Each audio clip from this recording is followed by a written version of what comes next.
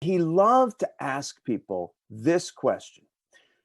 After Jackie Robinson broke the color barrier in 1945, who was the second Black Major League ball player? Now, when I'm in person, I love to be able to ask for a show of hands, and I get some great suggestions, some great guesses. But the point is, it's a bit of a trick question, because the second Major League ball player after Jackie Robinson broke the color barrier was Jackie Robinson. Now, most people think of Jackie Robinson as the person who integrated Major League Baseball, but he wasn't. He was the second Black ball player. The person who integrated Major League Baseball was the person who Doc Counts asked Bob Quinn about, Moses Fleetwood Walker. Because the truth is, in baseball's earliest days, in the decade or so after the Civil War, all during the 1870s, when Major League Baseball is born, in baseball's infancy as the national pastime, when that phrase, in fact, is created, baseball's an outlier. Baseball's an outlier. Baseball's integrated.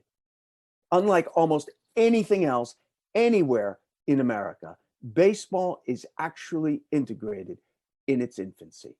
People like Bud Fowler, one of the most impassioned, one of the most absolutely enthusiastic, gung-ho young ball player of baseball's early days, was a Black man. And he played with an energy that was unlike anything most people had ever seen. And it's a story that unfortunately goes from exciting and wonderful and exciting to heartbreaking, as we'll see.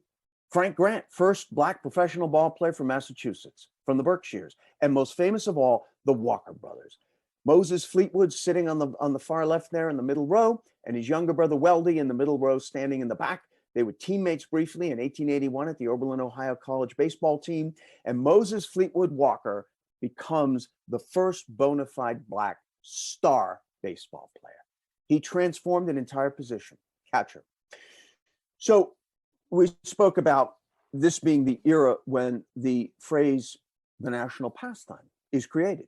And it was because it was something that was unprecedented. There had never been a professional sport that was literally played all over the country. Major League basketball, hockey, football, they're all in the future at this point. Baseball is something entirely new, right?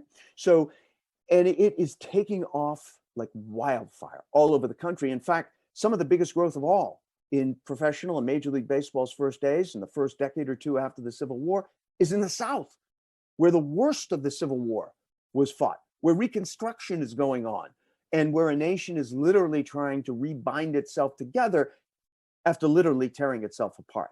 And the national pastime is seen as this kind of a balm, a sport as a salve, right, to help the country bind its wounds. And Moses Fleetwood Walker is seen as this wonderful success story of a nation that is coming to grips with equality after slavery and slaves were emancipated just 20 years before Moses Fleetwood Walker breaks the color barrier and becomes the first Major League Baseball player with the Toledo Blue Stockings of Toledo, Ohio, at that time, a Major League Baseball team. And this is seen, as I say, you read accounts in major newspapers at this time, this is seen as this wonderful step forward, this vindication and proof of Reconstruction in America. A Black man is playing the national pastime. However, not everybody saw it as a good thing. Not everybody. Principal among those who did not see it as a good thing, Cap Anson. So Adrian Constantin Cap, better known as captain of the Chicago Cubs, Cap Anson is the first bona fide superstar of young baseball. There's no question about it. You can't take it away from him. The man was an incredible slugger, and he holds still to this day, which is incredible because Cap Anson was playing. This is what's called, I'm sure you've heard of the phrase, the dead ball era. It's the dead ball era because the baseballs at this time are still wound by hand, right? Not machines. They simply don't go as far as a batted ball does today. And yet, Cap Anson to this day holds 3 or 4 Chicago Cubs batting records. Still today, look it up. So you can't take away from the fact that he was the star player of the era. He was the captain of the marquee team of the era, the Chicago Cubs. Think of as kind of the New York Yankees of baseball's early period. So you can't take that away from him. But he was also a unrepentant racist. He was a vicious bully with a really foul mouth to match. None of which is on his plaque in Cooperstown. But just as much a part of the man as the hitting.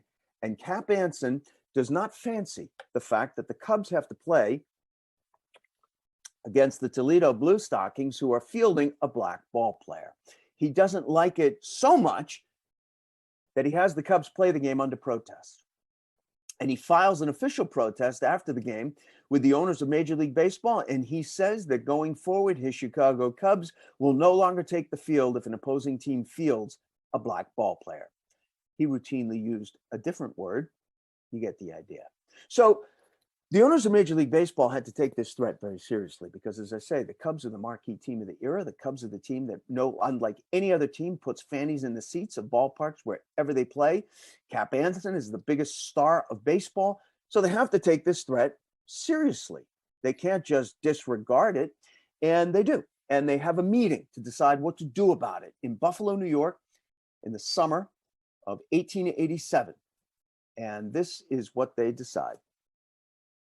They decide that they will accede to Cap Anson's demands, and they will bar black ball players from playing Major League Baseball. The gentleman's agreement, as it came to be known that way because, gentlemen's agreements are things that, look, a gentleman's agreement can be something that is agreed to with a wink and a nod or a handshake because it is between friends or family members or colleagues, and they felt it is necessary to make something more official. We like each other. We trust each other. That's not what this was. Historically, gentlemen's agreements have often been agreements that are made in private. They're made without transparency. They are made, I think it can generally be said, with the idea that this agreement is being done this way because it's something that does not have popular opinion behind it. Indeed, in this case, that's exactly what it was. There was never any transcript, never any recorded vote. No one ever came out to answer any questions about why the agreement was entered into, but it was done. And black ball players would no longer be allowed to play Major League Baseball or minor league baseball. Those that had existing Major League contracts, like Moses Fleetwood Walker, would be allowed to play their contracts out, and they would not be re-signed. It was done. It was a reality. The color barrier was now a reality. And you know what else was now a reality? Only 10 years, 20 years from the start of baseball and the end of the Civil War, baseball was now like the rest of America. For people like Bud Fowler, he would be just as unable to play baseball as he would be unable to find a seat on a train anywhere in the South now and then throughout most of America, because this is now the period of Jim Crow. This is now the period of state-sanctioned segregation. This is the period where the Plessy versus Ferguson Supreme Court decision comes down, which sanctions segregation first on transportation, and then it will be used to defend segregation in all walks of life, whether it's housing, schools, restaurants, hotels, you name it, it's segregated. I mentioned that Bud Fowler went from a story that was exciting and uplifting to a story that was really very poignant and even heartbreaking. And that's indeed the case. I mentioned that Bud Fowler seemed to play the game with a passion that literally was unmatched by anybody else playing in the early days of baseball. And it was true. This was a man who, it seemed, literally lived to play baseball. He played baseball year round. And when I say year round, I mean year round. He literally circumnavigated the hemisphere according to the seasons to be able to play baseball where it was warm and come back up into North America during the summer. And now he couldn't do it. But he kept trying. Unlike all the others, that passion for baseball carried him to the end, to the point that he was no longer allowed to play, which is what makes it, in the end, heartbreaking. He died of a blood disorder in Frankfurt, New York in 1913. He was only 55 years old. His unmarked grave, which is not what you're seeing here, but it was initially an unmarked grave, told not a word of a truly extraordinary life. For years, since the color barrier began to spread in 1887, Fowler had relentlessly fought for a place in organized baseball. Along with all the other early black ball players, he had continued to try and play in the shadow of the descending barrier that shed black ball players and refused to sign more. Fowler had uncommon talent, there's no question. But often it seemed that his greatest skill was in seeming to somehow doggedly outrun the inescapable end, as if he simply willed himself to persevere, to compete and play, and even excel in an increasingly hostile landscape that, move about as he might, now expelled him at shorter and shorter intervals. In Michigan, in 1895, Bud Fowler was out of options. They all were. But he had literally outlasted all the others. He was literally the last black man standing in professional baseball. My skin is against me, Fowler wrote in that dark year of 1895. If I hadn't been born quite so black, I might have caught on as a Spaniard, something of that kind. You never know. The race prejudice is so strong, my black skin just bars me. I'm done. Now, as the 20th century unfolded, they were all done. The color barrier was complete. It was going to take another 50 years of fierce Fowler-like will and determination to break through again. So Jim Crow moves in, legal sanctioned segregation moves in. But the point to remember is that all through this period, from the time the color barrier falls in 1887 to when the color barrier falls completely and is gone, some 60 plus years later, blacks never stopped playing professional baseball, not Major League Baseball, from which they're barred, but they never stopped playing professional baseball. And that's key. I mean, they could have been driven from it. They could have lost any interest in it, having been barred from the most elite level of play, but they didn't. And the fact that they didn't not only says something about the human will, right? But it says a lot about how baseball will ultimately be integrated, because if that had not been the case, it could have never been integrated. Had it not been for people like Rube Foster. Rube Foster was a tremendous early black ball player, physically and in terms of talent. He stood about 6'3", weighed about 240 pounds. He was an imposing presence on the mound. He was a pitcher. He was a terrifying presence when he threw his fastball. But when he played in the early teens, right after the start of the 20th century, he, as much as anybody, was deeply frustrated by the fact that black ball players, as good as they were, as great as they were unable to play at the most elite level of play. And it is worth thinking about, because that's going to be the underpinning of the story from here on in. It's worth thinking about what that really means for a minute, to put yourself in that position. If somebody were to tell you, whatever color, that you are the greatest violinist most people have ever heard, and yet you've been told that you will be denied a recording contract, you will be denied being able to play a concert at any of the world's leading venues. That's how it felt to players like Rube Foster, who knew for a fact, and in fact, that would be validated by generations of white great ball players who would say that people like Rube Foster could have pitched on any major league team in baseball had they only been allowed to. It's crushing to the human spirit to hear that, to know it's true, and still not be able to do it. That's how Rube Foster felt. But he was determined to do something about it, and he did. Rube Foster is known today as not only the father of black baseball, but he is the father of the Negro Leagues. The Negro Leagues, which I know you've all heard of, the Negro Leagues are the single most vital, significant, unsung hero in the entire saga of breaking the color barrier. Without the Negro Leagues, you do not break the color barrier, at least not in 1945 when Jackie Robinson signed with the Brooklyn Dodgers. My own opinion is that without the Negro Leagues, the color barrier doesn't fall until the mid to late 60s as a long part of other civil rights victories that were happening then. That's how important they were. You're looking at the first class of owners of the first Negro League teams in 1920, just about this time of year, a week ago last week, right? A year ago last week, not a year ago. You get the idea. 1920, February 13th, Kansas City, Missouri, the Negro Leagues are born. And there's Ruth Foster sitting in the front row. I want to draw your attention to the gentleman who is sitting to Ruth Foster's right, probably your screen left, front row sitting on the far left there. The only white owner in the entire history of the Negro Leagues. So they're born in 1920. They begin to disappear about 45 years later, and they're gone by the late 1960s. J.L. Wilkinson, only white owner in their entire history. And I don't bring that up to just point to some racial peculiarity here. There is a direct line. That's what I want to point to. A direct, straight line. 25 years from that moment at the founding of the Negro Leagues to the color barrier falling, because J.L. Wilkinson will give Jackie Robinson his first job in professional baseball.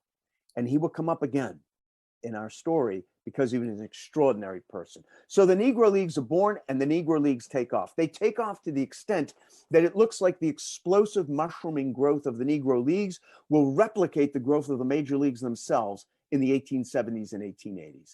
That's how explosive the growth is. People like John Pops Lloyd, Judy Johnson, and then later, players like Oscar Charleston, one of the greatest fielding ball players, white or black, in baseball history. James Cool Papa Bell, considered by baseball historians today undeniably to be the fastest human being to have ever played baseball. These were players that whites and blacks would come to see and be able to say, not only are they some of the best players I've ever seen, but they should be playing on my major league team. If you saw them play a barnstorming game at Yankee Stadium, if you saw them play a barnstorming game against your Tigers at Briggs Field in Detroit, if you saw them play against your Pirates at Forbes Field in Pittsburgh, you would say, why can't we get a guy like Oscar Charleston to play center field? If we had Cool Papa Bell to steal 7, 8, 9 bases a game, which he did routinely, think of what we could do. If only we could, but we can't. Oh, right, the color barrier.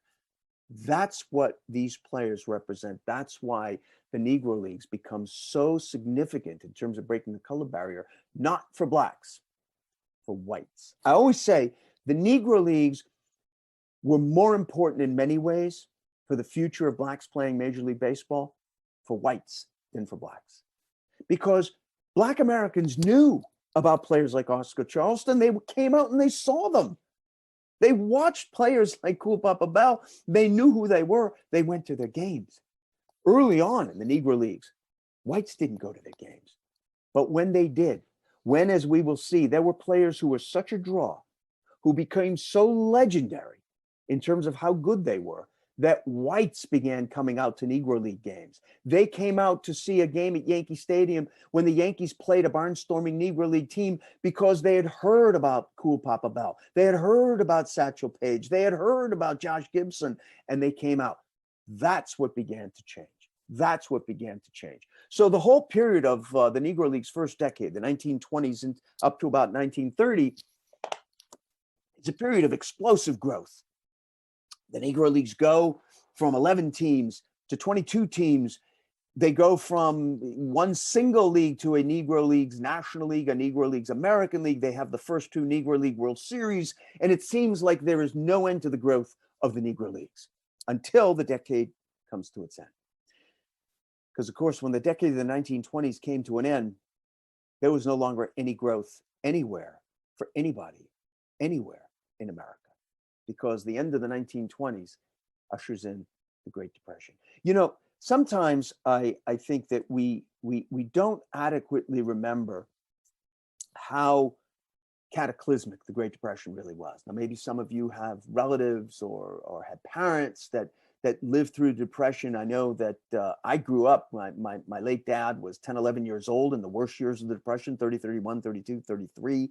I remember growing up hearing stories about the Depression, but I think we don't appreciate, I mean, we've had years in the last decade where national unemployment is down to a single percentage point. You can see that in the worst years of the Depression, fully a quarter of all Americans were unemployed. And in minority communities, flip that. In many minority communities, Atlanta, Philadelphia, Pittsburgh, 3/4 of the minority community was unemployed. There was a good reason for that, because they were frequently, because this is also the period of the Great Migration, as it was called. This period that begins in the 1880s, 90s, and continues up through the 1950s is the period of the greatest migration of African Americans from the South, from the American South, up to cities of the North and the Midwest. The good news is they found the higher paying jobs and the better quality of life for themselves and their families that they were migrating for. The bad news was frequently, most often, they were among the most recently hired. So, it's the old last hired, first fired, which is why minority unemployment in many of those cities was 70%. And in those years, worst years of the early years of the Depression, 31, 32, 33, more than 30,000 businesses a year were going up in smoke, including the Negro Leagues. Gone. With one exception of one team, gone. Now, you might wonder how many major league teams went out of business, because, of course, every single of the 16 then major league teams was in itself a thriving American business, subject to all the same, cataclysm of the Great Depression. People didn't have money to go to any Negro League games. That's why the Negro Leagues folded. What about the major leagues? No major league teams went out of business. Now, there was a good reason for that. Unlike the Negro Leagues, which depended 100% on ticket revenues, and as we said, if you were trying to cobble together a few bucks to be able to pay the rent or your mortgage or buy food you put in front of your children, you're not buying baseball tickets, right? The difference is, and there were banks that gave slender lines of credit to Negro League teams, but there were Black-owned banks. Black-owned banks also went out of business during the Depression. But the major league teams at that time, all 16, unlike today, when you may have sometimes some major league teams in other sports as well that are owned by a consortium of owners, that was not the case then. At that time in the 1930s, all 16 major league teams, virtually every single one, was owned by a wealthy white owner. And listen, take nothing away from them. These were mostly success stories, like Tom Yawkey, who had worked for, well, not in Tom Yawkey's case, actually, but in the other cases. Now, I don't know if you remember what you got for your 16th birthday. Tom Yawkey came into $16.34 million. Happy birthday, son. And 5 years later, he came into his trust and he came into another $16.3 million and he bought the Boston Red Sox. But, you're talking about how these teams managed to insulate themselves from the worst effects of the Great Depression. Tom Yawkey was a relative pauper compared to some of his fellow owners. We talked about the Chicago Cubs. Chicago Cubs at that time were owned by a guy named Phil Wrigley. Phil Wrigley was making a few sticks of chewing gum out in Chicago. St. Louis Cardinals, owned by a guy named Gussie Busch. Gussie Busch was brewing a little beer out in St. Louis. So they were vastly wealthier than Tom Yawkey, and they were insulated, and they were able to get their way through the Great Depression, unlike the Negro Leagues. I did mention that one single Negro League team did not go out of business. And I did mention that only white owner in the Negro Leagues history was going to come up again. And here he is coming up again. That's J.L. Wilkinson, the owner of the legendary Kansas City Monarchs. The Monarchs of Kansas City were one of the three most legendary Negro League teams. And J.L. was an extraordinary owner. He was, it would come to be, a person about whom many of his black ball players said was the first white that they had ever met who didn't seem to exhibit any conscious prejudice. I don't know enough about J.L. To know why that is. His upbringing was in a solidly Western. He grew up in Iowa. He was a product of a very Christian, rural family. Churchgoers, but they seem to have taught their sons something about right and wrong and empathy for other people. And JL certainly had that. He refused to lay off his team when the Depression hit and the Negro Leagues folded. He said, fellas, I'd like to keep you all going. The only way we're going to be able to do it is to keep playing baseball without stop. So they did. They played year round, just like Bud Fowler did. They didn't circumnavigate the hemisphere, but they did. They went all the way down in the wintertime through the Caribbean and Mexico, and they came back up in the summertime. Here they are in the summer of 1933, I believe, traversing their way, barnstorming through Canada. And JL kept his team together. He reminds me of someone, and I thought of that someone, and I thought of JL this past fall. I don't know how many of you remember Aaron Feuerstein. Aaron Feuerstein may ring a bell. Aaron Feuerstein was the owner of Malden Mills, Polar Tech, right? Malden Mills burnt to the ground in 1992 in Lawrence, Massachusetts. And Aaron Feuerstein refused to lay off his workers. He kept everybody on payroll, even though they literally had no job to go to. He kept them on payroll until the mill was rebuilt. And when Aaron Feuerstein died this past November, I thought of J.L. Wilkinson, because that's essentially what J.L. Wilkinson did. But he wasn't going to be able to do it forever. He never could have kept that up forever. There was just no way. Fortunately for J.L., the Negro Leagues would be reborn. And in one of the most remarkable stories of this story, but also American history in a way, certainly of African-American history and the Negro Leagues are reborn in the depths of the Depression, when it is completely counterintuitive, because nothing is being reborn then, right? But they are. And they are thanks to an incredible city, Pittsburgh. Pittsburgh, I always like to say, is the bridge to Brooklyn. Pittsburgh has more bridges than any other city in America. And it really is the bridge to Brooklyn, because without Pittsburgh, you don't have the Negro Leagues being reformed. Without the Negro Leagues being reformed, you do not have the color barrier falling in Brooklyn in 1945. There would have been no way.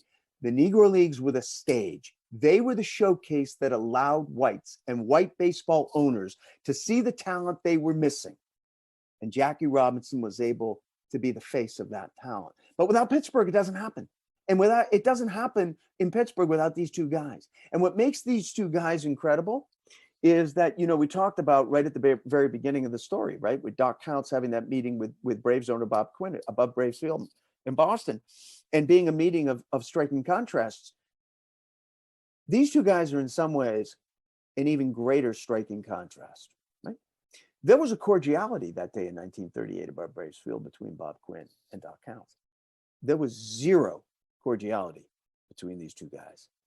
These two guys were lifelong, bitter enemies, arch rivals with an emphasis on arch. They hated each other. And the only thing they ever agreed on, the only thing they ever came together on in cooperation, right, and mutual struggle, was bringing the Negro Leagues back, which they both agreed if they could help each other to do that, they would do it. And they did it. The rest of the time, hated each other. Now, Cumberland Posey Jr. is a fascinating story in his own right. They both are. But part of what makes it so different is that Posey Jr. was born into wealth. Believe it or not, he was born into wealth in Pittsburgh. His father is an incredible story, incredible African-American success story. His father was one of a pioneering civil engineer in the Black community in Pittsburgh. He goes on to found 3 or 4 successful businesses, fabulously wealthy, builds a big mansion for his young family in the Hill District, the Black section of Pittsburgh. And I'm sure he had hoped his young son, Posey Jr., would follow his father's footsteps into business. Nothing doing. Cumberland Posey Jr., unlike his dad, was a sports fanatic. Basketball and baseball. Basketball, a relatively new sport at that time. Basketball and baseball. And by the way, great answer to a trivia question. You ever want to stump somebody? Here's the question. I'm going to give you the answer. No extra charge. The only person who is in both the basketball and baseball halls of fame, Cumberland Posey Jr. You're welcome. Cumberland Posey Jr. was approached in the late 1920s by a group that was desperately trying to save a legendary Pittsburgh baseball team, the Homestead Grays. Homestead, a section just outside of Pittsburgh. Team was going under. People were desperately looking for somebody who could take over the team, who would buy the team and take over. And Cumberland Posey Jr. decided to do it. And it turned out, not only was he a great baseball guy, like that's in the end where his talents and passion really lay. Not only that, he also turned out to be a great motivator of young men great at inspiring young players, a great baseball strategist. How good a strategist and motivator was he? How about this? His first year of leading up the Homestead Grays won 143 games. Let me put that in context for you. At that time, Major League Baseball was not playing the 162 games they play in a season today. They played 154. The Homestead Grays themselves won 143. The Homestead Grays today are considered by many baseball historians to have had the greatest baseball season of any baseball team, white, black, polka dot, in baseball history. That's how good they were. Now, his arch nemesis, Gus Greenlee, was determined to do him one better. And he almost did. So, completely different story, Gus Greenlee. Hardscrabble youth, grows up in Pittsburgh, goes off to fight in World War I, is wounded in the Battle of Verdun. He's decorated. He comes back home, needs a job. It is now both Prohibition, it's the Depression. He cobbles together enough money to buy a rickety old car, figures I'll drive a cab, be a one-person cab company, and he's kind of doing it. Then one day, a guy comes up to him who's a representative of the then, well, they're not brewing beer legally then, but they're still brewing beer, wink, wink, the Latrobe Brewery, right? You probably know the name, brewers of Rolling Rock beer. So a guy comes up to Gus Greenlee and he says, listen, pal, this your car? You own it? He says, yeah. You need a ride? He says, no. But he says, looking for somebody to drive our liquor around. Looking for someone to drive our bootleg hooch around Pittsburgh. And we have about 6 or 7 little speakeasies. And we're looking for somebody to drive the hooch around the city. And wondering if you might want the job. And Gus Greenlee says, well, last time I checked, pal, that was illegal. So I'm not literally looking to get arrested. And the guy says, well, listen, yeah. Let me ask you this. He says, how much money have you made on the best day you've ever had driving a cab? And Gus Greenlee thinks for a minute. He says, I don't know, maybe $9 or $10. The guy says, all right, why don't you multiply that by, what should we say, 10 for starters per day? And we'll go from there. And Gus Greenlee said, when do I start? And he never worked another honest day his entire life. Gambling, loan sharking, running the numbers, you name it. Greenlee did it. He was definitely a rogue, but he was a lovable rogue. He was really something of a complex figure. He was something of a Robin Hood figure in the black section of Pittsburgh, the Hill District, because while Gus Greenlee was in all these unsavory jobs and pursuits, at the same time, it was also understood that if you got into trouble, if you got behind in the rent, if your kid was sick, if you had a doctor bill to pay, you just got in touch with Gus Greenlee's people. And there would be an envelope that would, like magic, slide under your door, and you were taken care of. And it was understood in the Hill District that on Christmas morning, you just open up your back door, and there would be a big Christmas dinner, courtesy of Gus Greenlee. So he was a bit beloved in the Hill District. And just like Posey, he was approached about saving a legendary Pittsburgh baseball team. And he said, I will take over the team. I'll buy the team. Of course, I have to tell you, Gus Greenlee, unlike Posey, was not doing it because he had this lifelong love of sports and baseball. He actually saw in owning a baseball team another way that he could launder his ill-gotten money through something that would be okay, which is also why he bought and built this new jazz club, the Crawford Grill. The Crawford Grill became a real melting pot. That it was. Everybody felt comfortable and safe and welcome at the Crawford Grill, and it became a jazz mecca. In fact, you look up the jazz artists, Billie Holiday, Ellington, Gillespie, Louis Armstrong, you name it. They all played the Crawford Grill. And Gus Greenlee agreed to take over this foundering team if he could change the name to the Crawfords, which he named the team after his jazz club, the Crawford Grill. And a year after Posey Jr.'s Homestead Grays won 143 games, Gus Greenlee's newly renamed Pittsburgh Crawfords win almost 100 games. Now, he did it largely by poaching his archenemy's best players.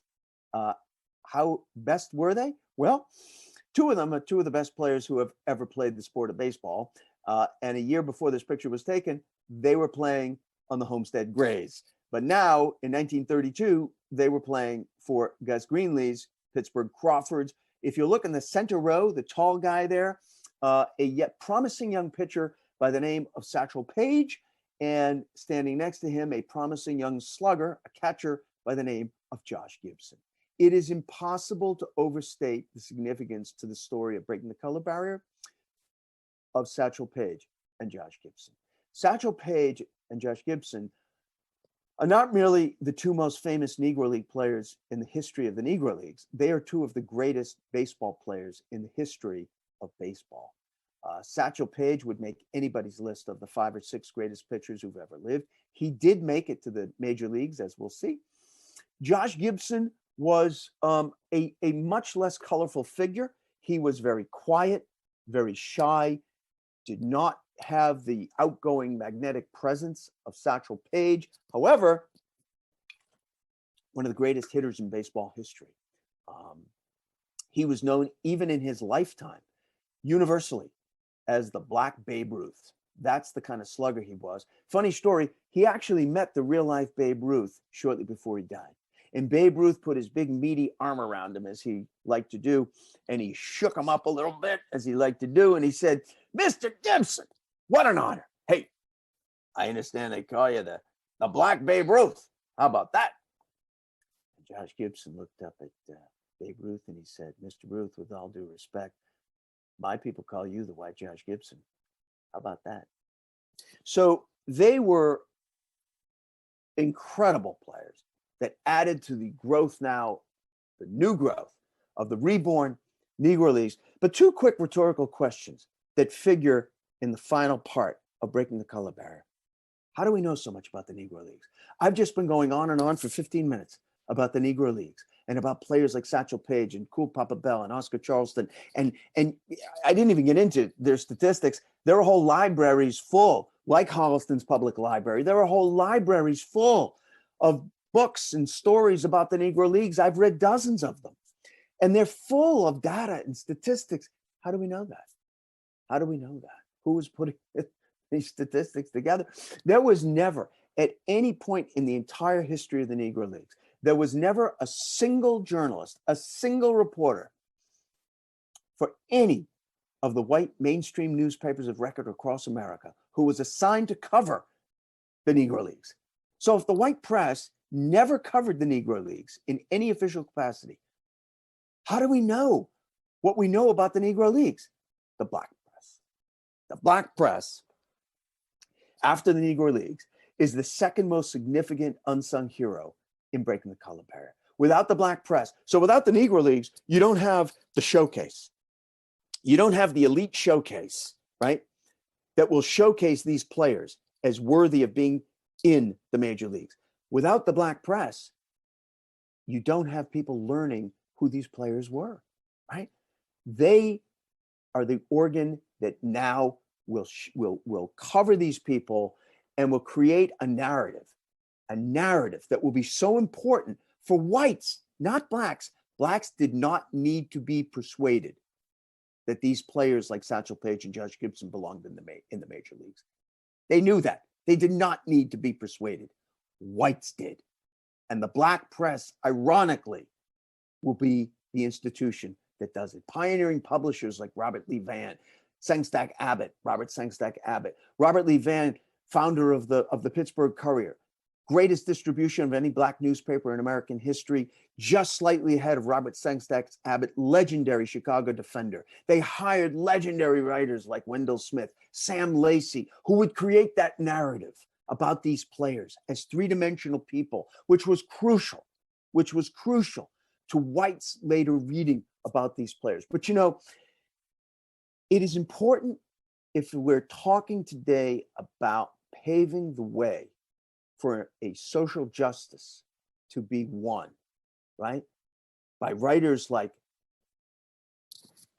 Wendell Smith and Sam Lacey, it's important to remember who were people that paved the way for people like them.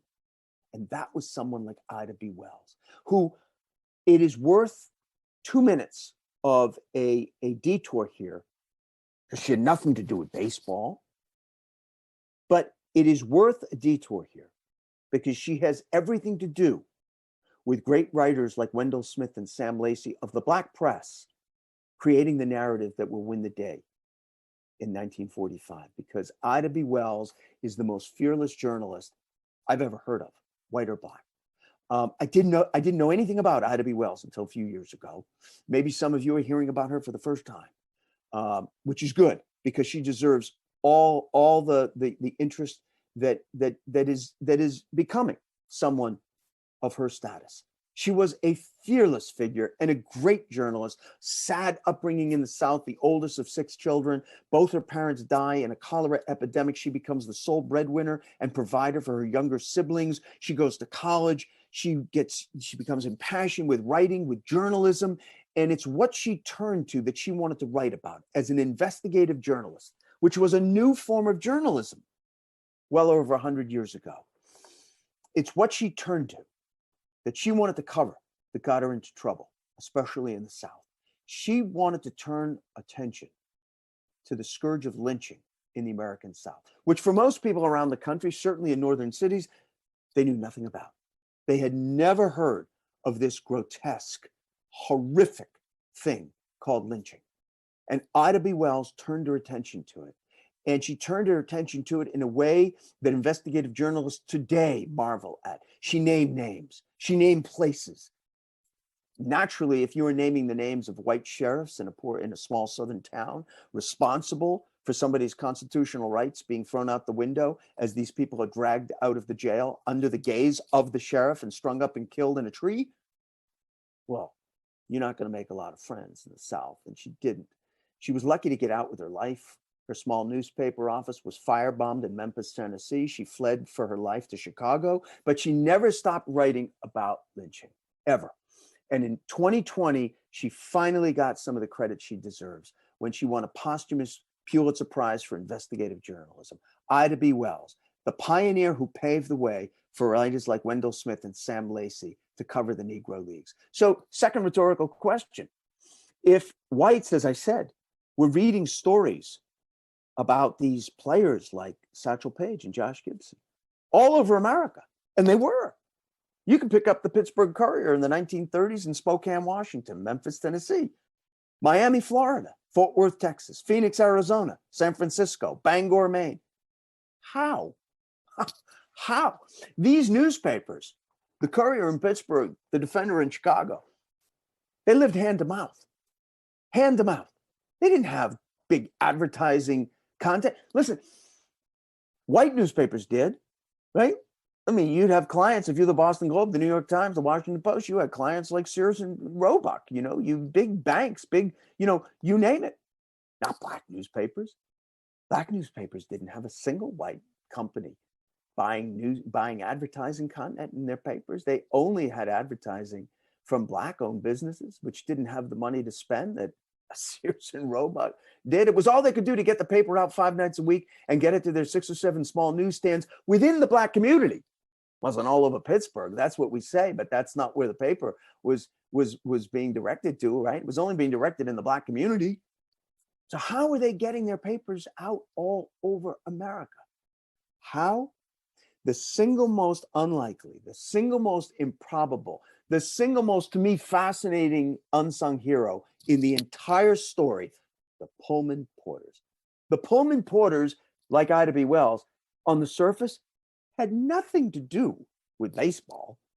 Not on the surface of it. And we were talking about the Negro Leagues, right? All about baseball. Not the Pullman Porters. The Pullman Porters were the face of overnight train travel in the golden age of rail, the 20s, 30s, and 40s in America. You go take a train overnight, take a trip, take the Unlimited out to Chicago, the Zephyr out to Denver. Pullman Porter would meet you at the track number, take your bags, show to your berth, give you a wake-up call. Well, like this gentleman is doing. At that time, it's not a wake-up call, right? It's a wake-up knock on your berth. But they were the face of overnight train travel. But what did they have to do with newspapers? What did they have to do with helping to break the color barrier? Here's how. The Pullman Porters were also responsible for provisioning the train. They worked in the kitchens. So Give me an example. Let's say a train is going to leave South Station, Boston, and it's going to make a run down the eastern seaboard from Boston to Miami, right? So the Pullman Porters might have a deal with a black bakery in, say, Forest Hills, Roxbury, Dorchester, Mattapan. Little black bakery truck from the black bakery in Mattapan drives up to South Station, comes out on the tracks, little truck. It's got his 4 or 5 with 5-foot tall wicker baskets filled with bread. All good. Below the basket, below the bread, are bundles of newspapers. The newspapers are all from the black community in Boston: the Boston Guardian, the Boston Chronicle, the Boston Reporter. And when the Pullman Porters reach first stop, say, Penn Station, New York, they will offload the black newspapers from Boston. They will unload the black newspapers from New York, the Amsterdam News, for example. They'll do the same thing in Baltimore. They'll do the same thing in Washington. They'll do the same thing in Chattanooga. They'll do the same thing all the way down to Florida. And they're doing the same thing on trains going all around America. So in this way, the Pullman Porters become a greater distribution system than some of the great white papers of the times, like the New York Times, like the LA Times, like the Globe, like the Post. They're getting greater distribution in some cases than those huge mainstream white newspapers across America. That is something that could have never been foreseen. Of course, any one of these gentlemen would have been fired on the spot had they been caught. But now they're helping to raise consciousness all over America, blacks and whites, about the color barrier and about these great players who can't play because of the color barrier. So now we're up to 1940. Now we're only 5 years away from the color barrier falling. How's that going to happen? Only 5 years?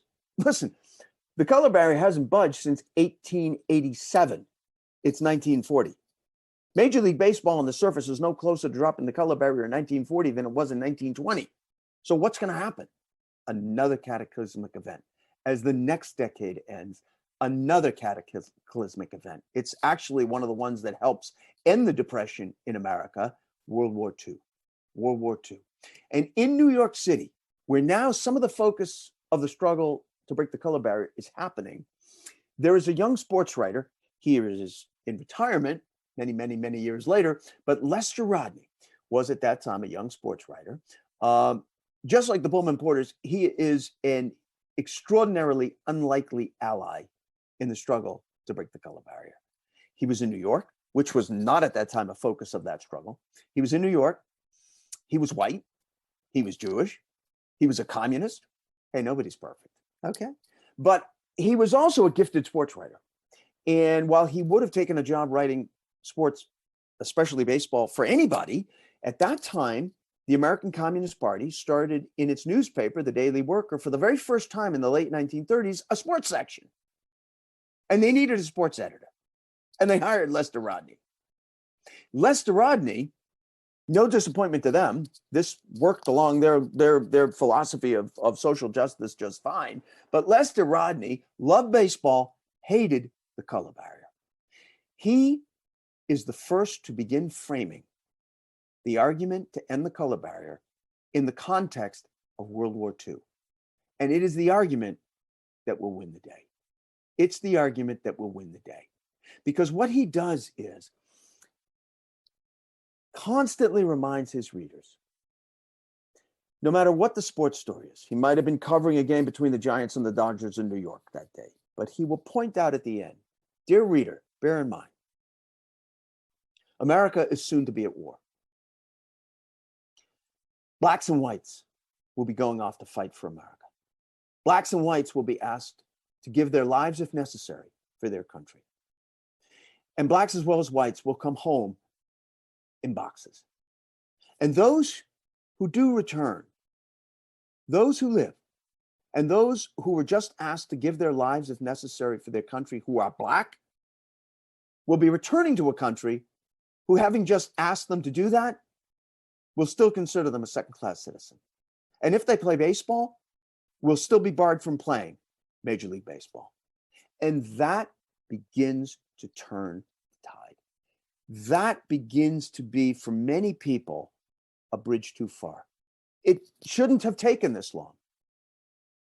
It shouldn't have taken framing the argument in any new way. It shouldn't ever have taken an argument, but it did. And it now begins to have an effect. Lester Rodney, who will himself go off to war a couple of years later, frames that argument repeatedly. And the Pittsburgh Courier, the black-owned newspaper in Pittsburgh, picks it up and, in fact, attaches it to the whole argument to blacks who were going off to fight in World War II. To think of it that way, to think of having, in a sense, a double victory in mind. And that's what they called it, the double V campaign, double victory. Go off, achieve victory against Adolf Hitler, come home, achieve a victory against Jim Crow.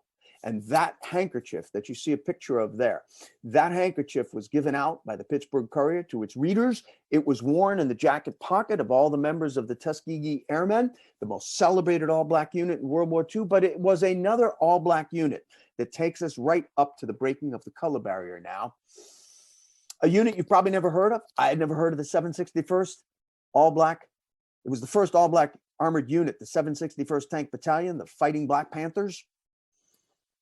The reason why this unit figures in the story of breaking the color barrier is because the star of the story of breaking the color barrier was its young lieutenant, a young officer named Jack Roosevelt Robinson.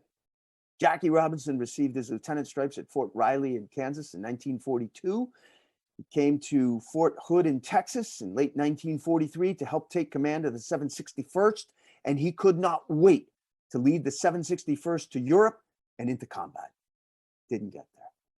The 761st did, but without its lieutenant, Jackie Robinson. Jackie Robinson, just before the 761st was disembarked for Europe, he had a final physical. An unhealed former football injury was discovered. He had been an All-American at UCLA, and he was not cleared for combat. He desperately asked for permission to accompany the 761st nonetheless as a special morale officer. It was denied. Jackie Robinson said it was the greatest disappointment of his life. The unit leaves. Jackie Robinson is disconsolate, decides he's going to leave the hospital, return to the base in Fort Hood, and have a drink at the Black Officers Club. So he gets on a bus. Fort Hood is enormous, one of the biggest military bases in the world. Buses constantly circling the base. He gets on a bus to go back to the base. And he takes a seat right behind the bus driver, front row. Now, he didn't want any trouble, but he knew something that the bus driver probably didn't know. 48 hours earlier, President Roosevelt had signed an executive order prohibiting discrimination on transportation within domestic American military bases. He knew that. Bus driver probably did not, may not have cared. Who knows? But the bus begins to fill up with white passengers. So the bus driver says to Jackie Robinson, you got to take a seat in the back of the bus. Jackie Robinson says, I'm not moving. And the bus driver pulls over in front of a sentry station. Two MPs, military police, get on the bus. They handcuff Jackie Robinson, take him off the bus. He's arrested. He's court-martialed, insubordination. Now, I'm going to assume that most of you had never known or heard that Jackie Robinson, one of America's greatest heroes, had been court-martialed. There's a good reason for that, because if Jackie Robinson had ultimately been court-martialed and found guilty, you would never have heard of Jackie Robinson. None of us would have. We really wouldn't know very much about Jackie Robinson because he would not have been a historical figure. But he beat the court-martial. He beat the court-martial. So now he was out of the military, honorably discharged, out of the military, out of a military uniform, and about to go into another uniform because he wrote a letter, needed a job. So he had heard that the Kansas City Monarchs were absent a number of their best players who had still not returned from Europe in 1945. And he wrote a letter to J.L. Wilkinson, owner of the Kansas City Monarchs, asking for a job. Could I try out? And J.L. Wilkinson says, Mr. Robinson, I know who you are. You don't have to try out. You have a job. And he joined the team at their spring training in 1945 in Houston.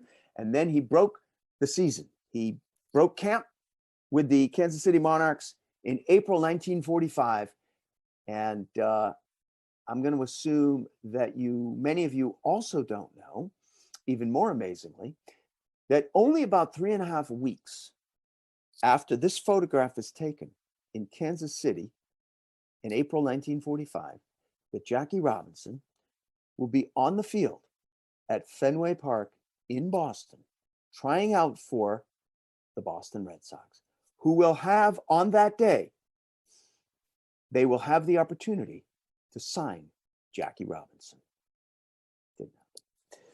Because at the same time that Jackie Robinson is breaking camp with the Monarchs in Kansas City, in Boston, a little-known city councilor by the name of Izzy Muchnick is trying to find a way for Jackie Robinson to have a tryout. He doesn't know Jackie Robinson, so he's not specifically hoping to have a tryout for Jackie Robinson. He is hoping to have a tryout for black ball players, because like Lester Rodney, whose argument about breaking the color barrier in the context of World War II, Izzy Muchnick is taking to heart. Izzy Muchnick is trying to find a way to force major league teams to try out black ball players. And he thinks he has found a way in Boston. So Izzy Muchnick, interesting person, only the second Jewish city councilor in the city's history, would become the first Jewish chairman of the Boston School Committee. Brilliant young lawyer, Harvard Law School, sets up his own law practice because he refuses to change his name in order to work for some of the big waspy Boston law firms at that time. And he lives by something that in Judaism is called tikkun olam. Tikkun olam translates from the Hebrew literally as repair the world. It is something that Jews are commanded to do. It doesn't have to be gargantuan, repairing the whole world. You can help support an organization or a family, or you can offer a kind word on a day that somebody in desperate need of a kind word needs a kind word. That is repairing somebody's world, it is thought of in that moment. That's tikkun olam. But Izzy Muchnick did have his eyes on something much bigger, breaking baseball's color barrier. And he thinks he has found a way to do it, because what he has found in 1945 is a small bylaw within the city's famous blue laws, right? Because in 1945, one still exists, and it stipulates that a Major League Baseball team cannot play baseball on Sunday in Boston without the unanimous consent of the Boston City Council. And Izzy Muchnick kind of pinches himself a minute, because he says, I'm a Boston City Councilor, and all I have to do is threaten to withhold my vote, and the Red Sox can't play baseball on Sunday. And he writes a letter to that effect to the brain trust of the Boston Red Sox. Eddie Collins receives it. He's the tall guy there in the back. And he has been asked by this city councilor to please hold a tryout for some qualified black ball players. And Izzy Muchnick writes a letter back. Eddie Collins writes a letter back to Izzy Muchnick, and he doesn't know who he's dealing with. Izzy Muchnick is a bulldog. He played goal for Harvard's hockey team, no mask. I mean, this is not a guy who's going to give up easily, and he never did. And Eddie Collins doesn't know that. He writes a letter back. He says, "My esteemed Mr. Muchnick, I understand your request, but," he said, "it might interest you to know that in my entire tenure with the Boston Red Sox, not a single black ball player has ever inquired about employment with the Boston Red Sox. I can only infer there is no interest for it." Izzy Muchnick knew BS when he was reading it, and he waited a little bit, and then he sent the cablegram back to Eddie Collins shortly before that vote was to happen at the Boston City Council. And he said, "Mr. Collins, it appears you're not serious about taking my request seriously. So this letter should serve to inform you I will be withholding my vote for the Red Sox to be allowed to play baseball on Sunday in 1945. Yours cordially, Isidore H.Y. Muchnick." Well, I don't know what the time duration was between Eddie Collins opening up that cablegram and appearing in his boss, Tom Yawkey's office, but I'm going to guess it was under 3 minutes, because that would have been a financial cataclysm. Baseball at that time, this is before TV, baseball at that time, almost entirely about ticket sales. And speaking of ticket sales, at that time, Major League Baseball played a doubleheader every Sunday. So for the Red Sox to have been deprived of 2 games, half their season, right? All their away game, all their home games would have been cataclysmic. So they wrote back to Muchnick and they realized they had to hold a tryout. And they did. They did. They told Izzy Muchnick to have three black ball players without any press. This is to be entirely on the QT. Hush, hush, Mr. Muchnick. And he agreed grudgingly, if that was the terms. He agreed. Be there, 11 o'clock a.m., April 12th, 1945, at Gate D. And Izzy Muchnick knew a lot about Boston's laws, but he did not know much about black baseball. So he consulted with Wendell Smith of the Pittsburgh Courier, and he asked him for some help in picking out three qualified black ball players. And Wendell Smith picked them out. When Walt Williams, he picked out Sam Jethro, and he picked out a young infielder for the Kansas City Monarchs, Jackie Robinson. And they came to Boston, and they were all prepared to try out for the Boston Red Sox on the morning of April 12th. Unfortunately, on the morning of April 12th, 1945, Franklin Roosevelt died, and America shut down. No tryout. But 24 hours later, America began to open up. 48 hours later, America was fully back open. But the Red Sox, curiously, are still deep, deep in mourning, it seems, grief-stricken by the loss of Franklin Roosevelt. What they're really trying to do is run out the clock, and they almost make it. All they have to do is one more day at that point, one more day.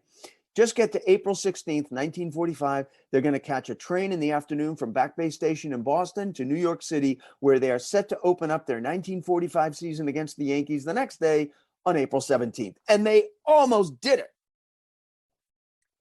save for Dave Egan. Dave Egan was a white sports writer for the Boston Traveler, and on the morning of April 16th, 1945, he broke the story. He broke the story. He did it in the form of a letter on the front page, and it made other papers' front pages.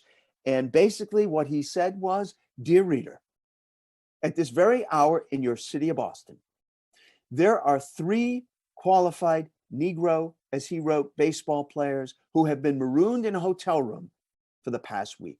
They have been promised, dear reader, a tryout by your Boston Red Sox, who are now reneging on their promise and are hoping to skip town without having to fulfill said promise." Well, the Red Sox realized they had to have the tryout. So they did. They told Muchnick to troop those players back over to Fenway Park. They did. Muchnick and Wendell Smith led the three players back over to Fenway. They suited up. They took the field. They ran the bases, took some batting practice. About 45 minutes later, they were back off the field. They were thanked. They were told the Red Sox will be in touch. None of them ever heard from the Red Sox ever again in their entire lives. But you know who was paying attention? A guy in Brooklyn, New York that morning, a guy by the name of Branch Rickey, who was part owner and general manager of the Brooklyn Dodgers.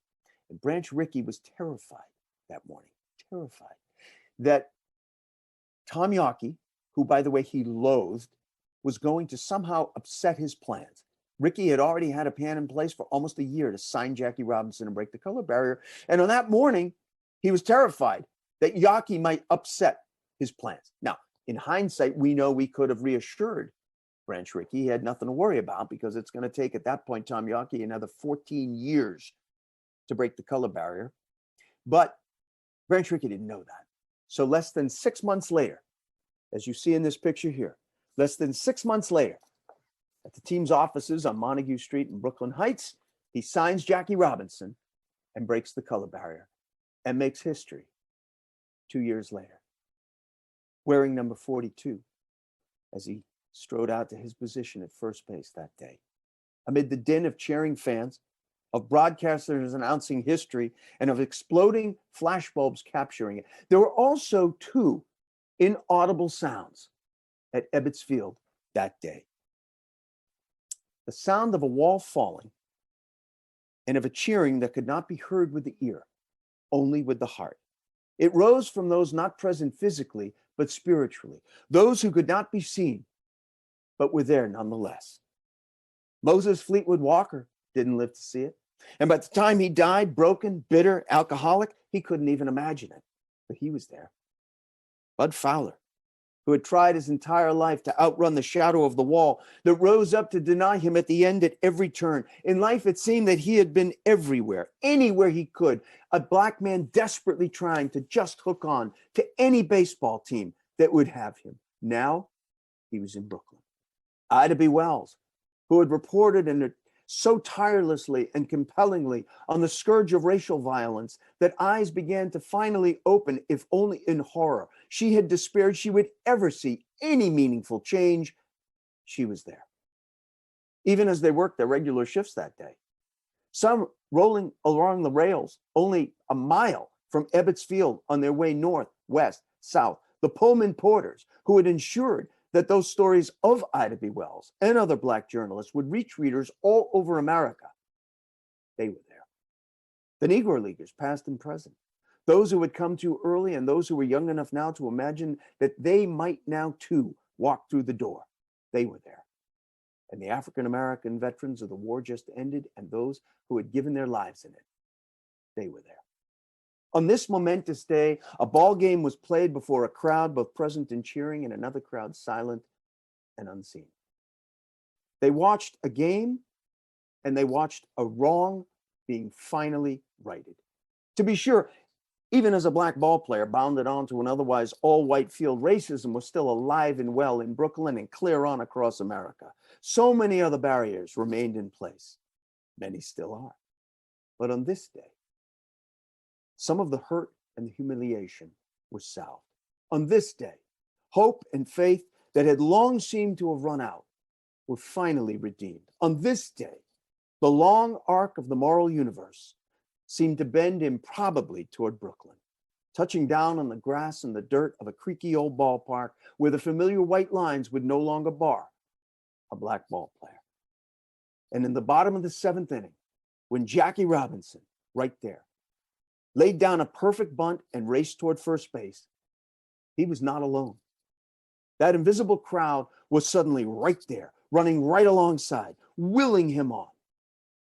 And as Jackie Robinson sprinted safely onto second base and caught his breath, they exhaled with him. After all, it had been a long, uncertain journey, and they had helped him get there. The next Dodger batter doubled. Jackie Robinson rounded third, and he was home. Thank you very much.